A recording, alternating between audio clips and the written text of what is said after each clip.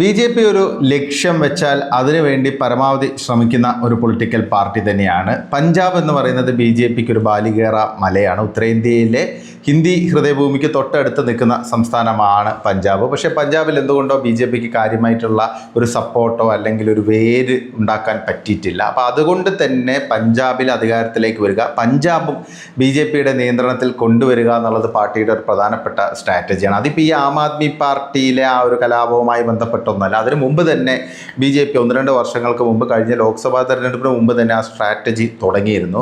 അതിൻ്റെ ഭാഗമായിട്ട് കുറേ വർഷങ്ങൾക്ക് ശേഷം പഞ്ചാബിൽ ഒറ്റയ്ക്കാണ് ബി.ജെ.പി മത്സരിച്ചത്. അകാലിദൾ ഇല്ലാതെ കർഷക സമരത്തിൻ്റെ സമയത്ത് ബി.ജെ.പിയുമായി തെറ്റിപ്പിരിഞ്ഞ അകാലിദൾ ഇല്ലാതെയാണ് തെരഞ്ഞെടുപ്പിനെ നേരിട്ടത്. ഒറ്റയ്ക്ക് മത്സരിച്ച് ചതുഷ്കോണ പോരാട്ടം നടന്ന പഞ്ചാബിൽ ബി.ജെ.പിക്ക് കഴിഞ്ഞ ലോക്സഭാ തെരഞ്ഞെടുപ്പിൽ 19% വോട്ടുകൾ നേടാൻ സാധിച്ചിരുന്നു. ചതുഷ്കോണ മത്സരമായത് ആം ആദ്മി പാർട്ടി ഒരു ഭാഗത്ത്, കോൺഗ്രസ്, പിന്നെ അകാലിദൾ വേറിട്ടിട്ടായിരുന്നു മത്സരിച്ചിരുന്നത്. അപ്പോൾ ഇവിടെ 19% വോട്ട് പിടിക്കാൻ ബി.ജെ.പിക്ക് പഞ്ചാബിൽ സാധിച്ചിരുന്നു.